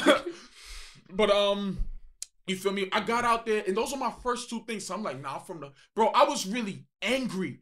I was so angry, and I was so afraid to actually just be like, actually be a student. I forgot that I was in college. Bro, we were kicking in doors, in home invasions, selling drugs bro, in college. I thought I was a kingpin, bro. I'm fucking We thought we were fucking kingpins in college, bro. And I'm sitting, as I sit back in hindsight, I'm like, what was I doing? You gotta pay back student loans for that. Yo, bro, I'm embarrassed. Like, damn. The other day on Twitter, a girl she made a post on Twitter and said, for all my people who went away to college, what did you major in? My response was retweet trapping, and I'm not even joking. I went to college to learn how to trap, bro. I swear. Yeah, you gotta pay. And I'm paying a hefty fucking fine. Lord Biden, stick to your word. Bro, I'm telling you right now, if Trump says he's eliminating student debt, I'm a fucking Republican. I shit you not. What's that Jay-Z and Nas song called? Black Republican? I shit you not. Mama? My student loan started at 18,000. I mean, 18,000 facts. I'm at like 22, and I've been paying. Like, wait. It started at 8. Yo, you want to know what's crazy? It started at 18. You at 22, and you've been paying. But you gain interest the moment that you borrow that money, right? And then so like when you add up all the numbers, right? It was 18. Yeah. But then like I think it took me a little while to get back on track. Remember, I had a $400 car. I wasn't paying those student loans. What's the minimum? What's the minimum? $75. Facts. Forbear. Like, so I started maybe like 2 or 3 years later after I graduated college. And then the interest rate was I was already up $3,500. Yo, bro, every time I make a payment now to pay off my student loans, I swear the dollar amount never decreases. It never goes down. I swear to God. Every time I call them, it's at the same amount as I'm like, yo, what have I been doing? What am I doing wrong? What have I been doing? Where's the receipt? What I'm gonna do is I don't know if I should bank on just government trying to pay off my student loans, or if I should just like pay all of it. But here's the thing. Hurt, Listen, bro. but here's the thing. If we was financially literate when we was younger, we'd have a better understanding of now. Because what you said would make sense why you feel you keep paying it and the number's not going down. Some shit like that. Will make a run. Fuck student loans. What they don't even. You know what's crazy? We literally go from high school graduation to the fucking bursar's office. Yeah. There's not one single line. And that's a big problem, right? Yo, bro, because we got the refund checks and niggas didn't even know what it was. I didn't get one, but niggas didn't even know what it was. Imagine you 18, you don't know nothing, right? Nothing. So I remember signing a whole bunch of like financial documents, and I'm just not like, even reading it. Yeah, just signing your not life even away. understanding like how much money, like how real this money is. You know what I'm saying? Like, and I'm a lucky dude because I only got 18. I went to Brooklyn College. Okay. So like, I'm lucky that I only got 18. But like, imagine somebody like you who you also travel to go to school, right? And you probably that's a private school. Not public. Okay. But also too, you're not from Texas. Yeah, so I'm you not probably from paid the premium from out of state, yes, right? Sir. So you're talking about like maybe $20,000 a year, $15,000 a year, right? Just to go to a public school. There you go. And that by 4. And then to make matters, trauma. Then to make matters even worse, what the fuck? I just lost my whole freaking trace of thought. Damn. My poor mother, bro. I remember. Not to cut you off. I say this shit all the time, bro. You wouldn't know because you went to school at OT, bro. The hardest part about college for me was that ass getting registered. The bursars they make that shit mad confusing, bro. Right. So what you thought it was for an out-of-state student? You just come and pay. Yo, you gonna get kicked in the ass, pay the shit, go to class, Watch nigga. this, bro. My mother, my first week of college, my financial problems was so fucked up. I had to sleep in my car. You feel me? Shout out to Steve Harvey. I'm dead. Mr. High, aka Mr. Hightower. Shout out to Drisa. You feel me? At Morgan State, she was from Brooklyn. She let me sleep in her room until I got my financial situation. I got my shit straight. And the RD was this Haitian guy named Desire. Shout out to my son Desire. Yo, I owe that. Yo, much love to him. I seen him when I went to Baltimore a little while ago, and I dead ass saw him. I was mad happy to see him. He got me into my own apartment. He got me into an apartment. You feel me? And he got me into an apartment on a little off. It's on campus, but it's far. It's away from the school. Got me into an apartment within that same week. You feel me? I remember being on the phone with my mother and my mother crying because she didn't know where we was gonna find this money. Because I wanted to go to Morgan State so bad. It was the worst decision of my life. But I wanted to go to Morgan State so bad, and my mother being on the phone crying with me because she did not know where she was gonna get the money to send me to school. Because she couldn't take out any more. She couldn't take out any more loans, and I couldn't take out any more loans. So she sat while I'm on the phone in the office. My mother's on the phone, tears because she doesn't want me to come back to the hood because she already knows what's waiting for me. She didn't know what I was getting into so much, but she knew there was something. This nigga ain't all. She knew you was retarded. This nigga ain't all the way there. You feel me? This boy. Telling a serious story. This boy is.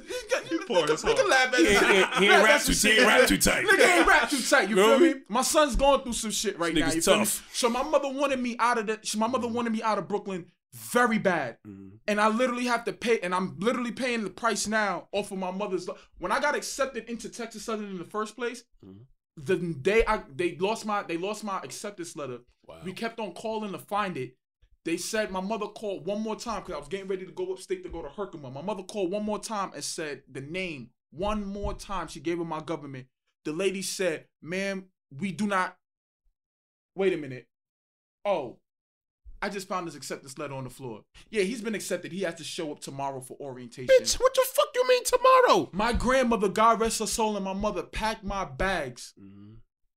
Sent me with I probably had about $400 in my pocket, $500 in my pocket, and flew out to Texas to start school the next day. My father already lived out there. My father took me to my dorm room, helped me with my bags, dropped it, looked at my dorm, looked at the room. All right, I'm out. You on your own. Survival mode off the rip. And just a key piece, like if you a parent right now, like just like so your child could avoid like whatever that is right there. Like not whatever that avoid your experiences. You know what I'm saying? I didn't mean to. No. I know what you mean. $100 or $50 per paycheck. From now. Like if you think you're gonna have kids in 2 years, or if you got a kid right now who's 2 years old, get it started. Right? Get started right now. Like $100. There are accounts. Like if you don't know this, like there are, just like you have a 401k, or you have a Roth IRA or whatever the case may be, bro. There are accounts that you can just go to your HR department or whoever and tell them like, yo, I would want to put $50 or $100 into this account. This account will gain interest. It won't be taxed, right? I don't know the name of. I don't. It's a. I think you're talking about a 403B. I think you're talking about. No. 403B is a retirement savings account for nonprofits. But you could whatever that account is, figure it out. But put that $100 or put that $50 in there, whatever, and you know. My godson, my nephew, and my future child. I have 3 accounts for all of them, and I put money in it weekly, just waiting for them when it's time for them to come, because I never want my child, and it won't get taxed. Yeah, like, I was about to say retweet that. Also, you don't get taxed, so your paycheck don't actually change when you get paid. It's not $100 off your $1,200 check after taxes. So like one thing that I was doing before like making investments was I was like ODing on my 403B. I was maxing it out, right? Because let's say you make $1,000 a week, right? After taxes? Mm-hmm. Okay. Right? $1,000 a week after taxes, right? That's not a lot. Whatever. Yeah. You make $1,000 a week after taxes, right? You can take, let's say you paid $500. That's what I did. I paid $500 every single pay period, right? Towards my 403B, right? Your check may be like $750, right? So you only lost $200, but you contributed $500 to your 403B. And not only is that, your company may match to a certain percentage. Like my job did match to me to 3%. Mine's 4%. And then you also gain an interest. So like I used to invest through the Vanguard, VOO, investment, like whatever. So I was sitting on like, nah, I ain't gonna say my numbers. But let's just say, nigga with a hole. I'll give you a glimpse. 25 sitting on 25 mil. Right. Like I was sitting on a good number off of $500. You know what I'm saying? Yeah. And then also you can use that as leverage when you want to purchase a house later on down the line. Oh, so kind of like, is it anything like you could borrow dealing with a 401k? Yeah, a 403 and a 401k is the same exact thing. I had empty my shit to pay my student loans. One is for profit. I had empty my 403B to pay off my student loans. I necessarily wouldn't. I had to for the circumstance I was presented with. You know, remember that shit that didn't go through? Yeah. Okay. I needed that. So I had no choice but to do that. Oh wow. So yeah. I'm not even gonna hold y'all when I listen to the podcast on my own. Y'all niggas say shit like this, I'd be tired. What y'all talking about? I can't be tight. So those who will know, I was going for a job. Oh wait, you gonna tell them? I can tell them. Oh no, don't tell your story, bro. We're gonna leave.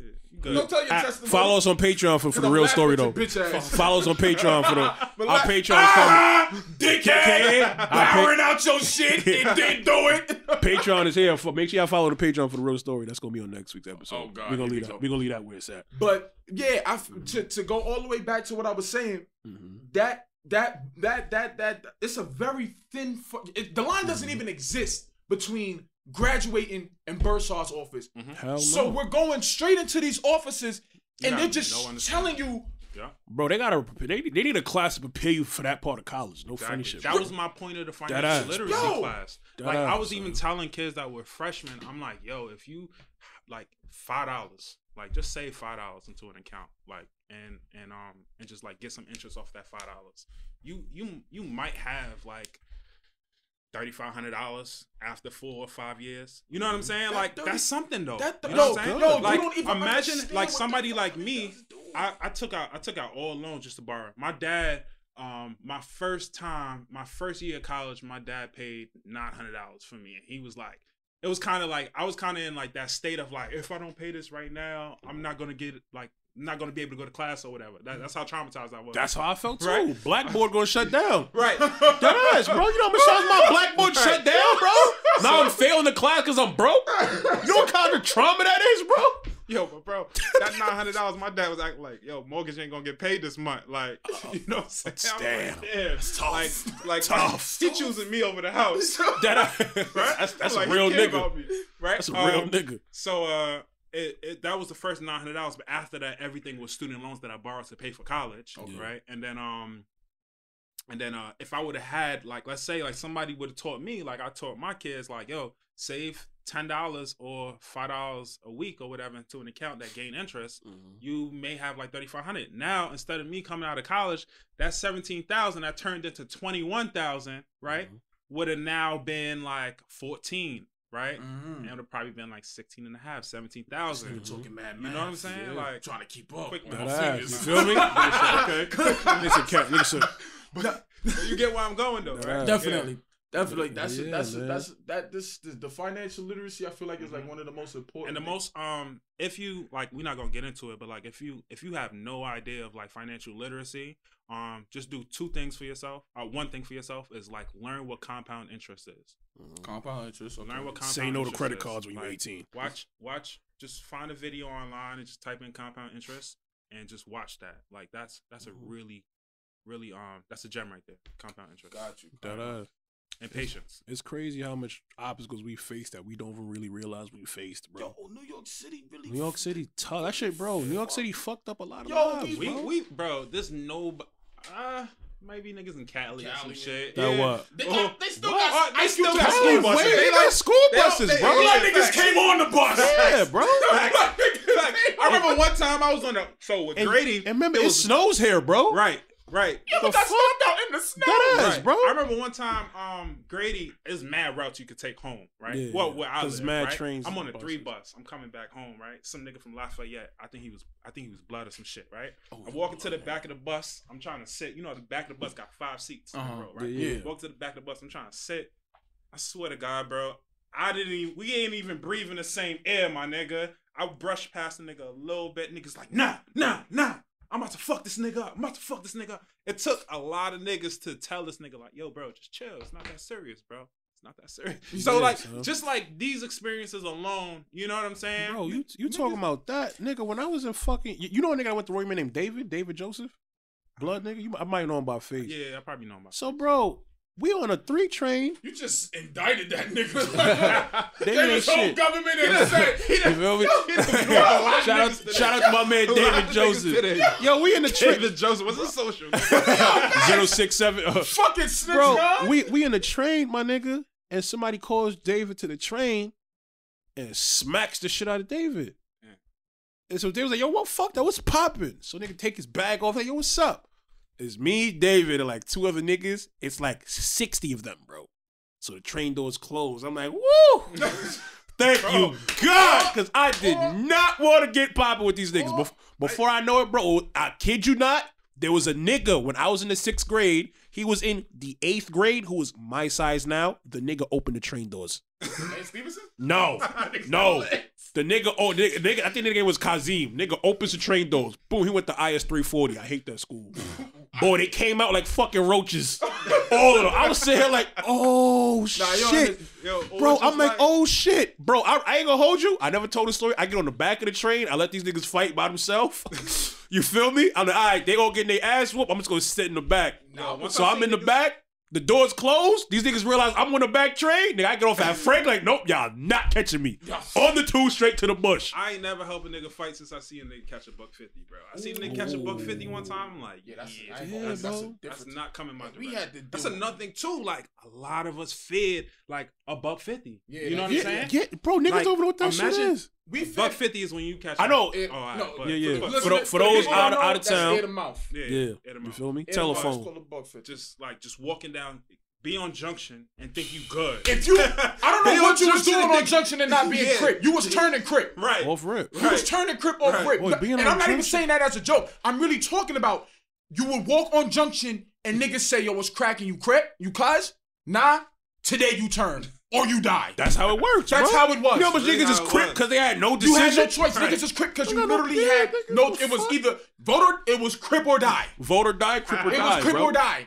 You Yes, feel me? bro. Like that I shit is seen traumatized on its Yo, bro, own, nigga. walking, and this is the thing about Jeezy and T.I. Like, I used to walk down, like, if I was walking down Nostrand Avenue or some shit like that, I needed Jeezy, bro. He said, I needed I said, that I needed confidence. Jeezy. I needed Jeezy. I needed Like, that. Yeah, you really, you got a connection with I know. Jeezy for some reason. I know, like, if Need I that- if I need hit that Jeezy, one-on-one. I'm like, all right, cool. I got the At least confidence. I could get some energy in me. Like, I can Yeah. defend I'm gonna myself. defend myself against Yeah, these man. niggas, bro. But And my also, dumb ass used to walk the Beats headphones. You remember the Beats? Of course, My dumb ass nigga. used to be walking Can't down hear Junction nothing coming with the now. Beats headphones. You What was I bugging. thinking? Like, you wasn't no, clearly. it wasn't. I You wasn't wasn't. clearly, bro. You can hear the vibrations off my headphones. Doom, doom. So, Like, as being a teacher, what do you Yeah. feel like to gather it up? Because you ready to gather this shit up, right? Mhm. So, I said this shit. To gather it up, what are some things that you implemented into your teacher curriculum that you feel would be a broad change, that would be a change across the whole spectrum and really shape the system for what and change the system for what it's looking like Damn, right I now? had a good one. yeah. So Don't be modest, bro. You know what you want to say. what? You told me this yesterday. Don't be modest. Remind me. Teachers need to get paid more. Oh. Oh yeah, Okay. yeah, You feel me? That's So talent. so you feel pool. like it's an incentive thing. talent. All right. So yeah, talent pool is definitely important, right? Okay. Because a lot of people that know the content well, that you need to teach, that needs to be taught, necessarily aren't becoming teachers, Got you. right? So like, I know, and then every time I experience a teacher that's like really, really smart, like a teacher that impresses me, like a lot of Like times, they nice. yeah, a teacher that impresses me, I go there, I'm like, damn, I'm gonna sit in the back of this classroom, like I'm gonna pick up, and then I'm gonna have a conversation with this teacher after, like, why is your classroom so good? Like, why am I so engaged in your classroom? Like, what's going on, right? That's dope. Those be the teachers that leave the next year. You know what I'm saying? They go on to graduate programs or they go to work for private companies or whatever. So like a lot of the talent is leaving because ain't no money, right? Like you don't want to be somebody in New York City who's only making, $60,000 to $80,000 a year. You know what I'm saying? Like that's hard. You feel what I'm saying? Like I don't got thank God I ain't got no kids or nothing like that. But with kids, you can't rock off. Did y'all just hear that? He said 60 to $80,000 tough. in New York City. It's tough. Right. And then like when you think about Be the teachers nigga that in are Idaho. outside of New York, I was watching this Twitter thread that people were discussing about their salaries, and like teachers in Georgia making $38,000 a year, teachers in Texas making in the 20s, like, and they buying their own supplies. Like how does that work? Notebooks and shit. Notebooks for kids, pencils for kids, like the little decorations in the classroom and all that type of stuff like that. And That's, yeah. but to even sum it up a little bit more, what I want to say, I always used to hear teachers, we got to get paid more, we got to get paid more. What job doesn't say that, right? But when you sit down and you think about it, bro, your children would probably have about maybe 50 to 60 parents by the time they're 21 years old. And when I say that is, you're the minor parent. You see them for at least 37 minutes in the morning and maybe a couple hours at night. Right. Your teachers are your kids' parents, bro. So at the end of the day, they contributing a lot to your child's development. So if you got teachers that's not really paying attention to your child, if your child, even something, I have to go to the bathroom, something as simple as you can't even go to the bathroom because you want to go to the bathroom, or maybe he's not really too into your child's body language. Maybe your child's not picking up on something, but because he's so unengaged, he's not really giving any real effort into the fact that he could do better in terms of kids picking up on shit. Your teachers are your kids' parents. You know what I'm saying? So the next time when you hear teachers talking about, we need to get paid more, think about it. If you could be compensated as a parent, what would be your salary? Parents are feeling it right now. You know what I'm saying? They home with their kids. And I was just getting These ready little to say, bad a lot motherfuckers of right parents now. is sitting there like, Nah, teachers you're do need the to get paid problem. You more. only got one. You only You got the one. problem. It's you. You only got one. you're It's the problem. you. Right. You think about it. But also too, like parents need to be as engaged in their children's education as much as, or even more than the teacher is. Don't be modest, bro. Right. They need to take accountability for They- them little badass motherfuckers. Exactly. Not for them being bad, but for I know, them. I'm exaggerating. For them learning. But hold on, we're gonna have to. We could go about this. Is like you said. You made this conversation is literally a never-ending cycle because I'm a child of a single mother My mother leaves to work at 8 o'clock in the morning, comes home at 5 o'clock, come home 5, 6 o'clock. She has to feed me. That's another. Take care of the home. And that's why New York. What we fucking built different. What homework? We built different. What you probably homework? had to pick up. I had to pick up my little sister. Exactly. You know what I'm to saying? pick up You probably got to pick up your little sister, pick up your little sibling, right? Or you probably had to worry about like, yo, what do I eat when I get home, right? Like, or there's a whole bunch. You of got things, kids bro, who are latchkey kids, so I feel like your system of that taking away the grading system and teaching more on a level of mastery. On a level of mastery, I feel like it'll take time before it gets there, before we actually even see the implement. But there's I feel like so many changes that need to be that can be made because, bro, there's a lot of you gotta teach people based on situational experiences, bro. Because a lot of kids are latchkey kids, bro. You were a latchkey kid. What does that mean? Sorry. Y'all don't know what that is? No. A latchkey kid is you raise yourself. Your mom's Oh, work that night. oh yeah. So Nigga, that's like 88% of of New York City. Yeah, like, bro. I was going to school on my own since I was in 3rd grade. 9 years old, bro. No. A latchkey. No, you have both parents in the house. Wait, did both your parents work at night? No. Okay, so a Bro, latchkey. my mom worked 7 days a week, bro. Your mom's work nights. You feel me? So Yeah, it was bro. basically a latchkey kid is. Once I You're lock on this your door, own. don't open the door. Oh, It's yeah, one of yeah, those situations. yeah, Don't open the door because I'm not home. Yeah. Yeah. Oh, You okay. feel me? Okay. That's what they Yeah, call a bro. latchkey kid. You feel me? You are a latchkey kid. You feel Yeah, me? So I you was, basically after when you got home And from that school, fucked with me a lot, your mother's bro. at work. Right. Yeah, So you bro. always talk about that. That Your shit mother fucked with me a lot, bro. You had a disconnect from your mom's about I always had a disconnect. So a from lot some of shit kids- like that, you Your know mom's what a I'm nurse or some shit? Nah, bro, my mom was the nursing manager for the finance of Brooklyn Hospital, but she's a single mother. So on the weekend, she was working in X-ray at Brookdale from 3 to 11. So I'm barely seeing her during the week after school. I'm going to bed or she going to bed. And on the weekends, I'm by myself. I got to cook by myself, eating nasty ass food. I'm outside with people. You know, like now I'm looking for any kind of parental void to fill that void. You know what I'm saying? That's crazy. I got lucky because I'm not that retarded, but it could have really went bad, bro. I could have been like fucking preach. Yeah. You feel me? So those are some of the things that really fuck up a child's development mental system. So to say the parents have to take somebody did put me in my place about that conversation. I was like, yo, parents need to take more accountability because there are parents that like Loon just explained, like you know what I'm saying, like you gotta know what my mother always knew who I was. My mother, when my mother came to parent teacher conference and they gave her the fucking list, my mom's used to put on a show in front of the teacher. But when she got in the car, she was like, boy, you just can't relax, nigga. Damn. They be laughing on our way to McDonald's. She knew I had ADD. She's not retarded. She know I'm bad. Yeah, bro. But there are those parents, like I explained to you yesterday, there are those parents that will be home with their kid and it's 10 o'clock. You in COVID, like you know somebody gotta be online. Right? Mm-hmm. And I'm calling the mom like, hey, like I noticed your child isn't online right now. She get on right now. Like you irresponsible as shit. You fucking up, so she's already fucked. And my aunt and my sister are teachers. They are complaining nonstop about these parents and the way these parents are I get to see both sides of the spectrum. I get to hear from the parent side and I get to hear from teacher sides, like directly. And this is one big clusterfuck that we're going through right now because nobody is getting to agree and everybody's just clashing and we have one common denominator of who's gonna lose because of this. I feel people are in denial, bro. For the simple fact, like the same way there's people at your job that aren't equipped to do the job. You think every fucking parent is equipped to be a parent? Yeah. Some people are just birth givers. Yeah. You're not a parent. You just gave birth. You said you feel bad for what? I feel bad for the kids that got multiple siblings at home. Exactly. Right? Damn. And in the background you hear other computers and it's loud. Kids are running around. Like there's no way kids can learn. Like I just had a kid I was giving a kid an exam 2 days ago. And just that experience for that kid was just terrible. Like can't even come off mute because the whole background is loud. Wow. Like, how do you learn in that environment? So and then nothing too, like the other piece, like when teachers used to complain about kids not doing their homework, like if you did your homework, you would have had a higher grade, X, Y, and Z, right? Mm-hmm. Some kids go home, they don't have a space to do their homework. They don't.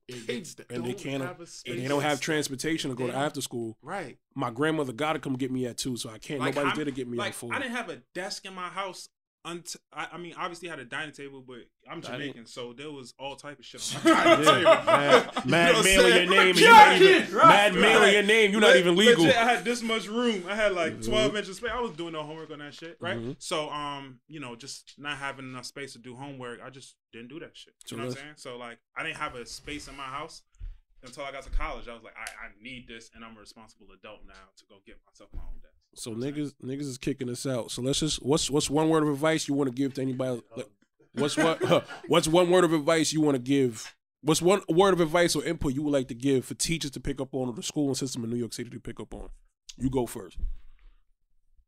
For the who? For like, what's one thing you would like to see change, or one input or word of advice you want to give to teachers, or just the New York? I want the teachers. Department of Ed. I want the teachers to be more social, to be more conscious about the environment that they're teaching in, and do a better job at understanding the students instead of lecturing and scolding them. I'm not saying to forget what your job is, but I also want you to remember why some of you even got involved in the job. That's tough. You feel me? Because becoming a teacher isn't something like just a city test where you can just become a train conductor or become an NYPD officer. You actually have to want this for some sort of reason. A lot of people grow up wanting to be teachers. So I understand that the social, there may be a lot of social injustices and a lot of problems that you face with it, but remember why you're here and remember what you're doing it for. I would say, and this is a whole conversation right here, but implement restorative justice methods inside of your school. What the fuck does that even mean? Restorative justice methods. And what that mean is don't penalize kids for their actions in a way that implements systematic racism and pipeline prison methods. Bro, we brought guns to school. I'm not gonna hold you. I deserve to be expelled. But like when you implement a restorative justice method in school, kids don't even think about bringing guns. Gotcha. You know what I'm saying? So what that means is like, you know, if Johnny got in trouble by 3 teachers, right, throughout the whole school day, don't suspend him, right? Try to tap into why are you having these experiences and what's going on. How can I help you? How can I support you? Gotcha. Versus like, oh, you done got in trouble 3 times. You need to be suspended. You just for you to come back and do it again. Just for you to come back and be even more angry. Because I'm a rebel. So the only thing that I want to say, as teachers, please pay attention to your students. And they human beings, they little people. You know, pay attention to their moods, to their body languages. And also don't look at a classroom as a whole. Look at that shit as a piece that has 15 pieces to it. Because I say all the time, I used to go to math class with no notebook because I felt like I was just nice like that. Yeah. But the nigga next to me who's cheating off me, he might not really be that nice. So don't think it's because I'm getting it and he's not getting it. Don't penalize him or come down on him because if Shane gets it, he should get it. We all different. You know what I'm saying? You might be good at chem. I hate chem. You feel me? So let's also, let's try our best not to make people just another part of the fucking schooling system, which is starting to look a lot like the fucking criminal system. Damn. Keep it a buck. Yo, thank you for having me. I appreciate y'all, man. Yeah. No problem, bro. So I was trying to figure the fuck. What does it? Fuck you, preach. Fuck this. This is the same nigga that Joe Clark brought to the roof and shit. Oh, you smoke crack, don't you, son? You smoke crack, don't you, son? I'm weak. I'm lost. Yeah. Preach laughs at his own jokes. It's not funny. But this is the Fric and Frac show. Bitch, you don't do the outro. I do that. Oh, yeah. You're right. I don't do that. It's the Fric. He said, I don't do that. He said, I don't do that shit. It's the Fric and Frac show. Yo, and we want to tell y'all, make sure y'all get in tune, and hit up that lifestyle salons for all your hair unisex needs, man. A lot of y'all niggas out here, I don't want to call no names. Why not? Really need a barber. Take your do-rag off. All right, what? I'm going for a retouch. You feel me? Shout out to the people over at Lifestyle Salon. Mention the Fric and Frac episode for a 10% discount. Like I said, a discount. Shout out to CSL Studios, you feel me, for all your podcast needs. You may got a shitty half-ass bald engineer, but he gets the job done. Let's fucking hit record. Let's get a round of applause for Preach. Yeah.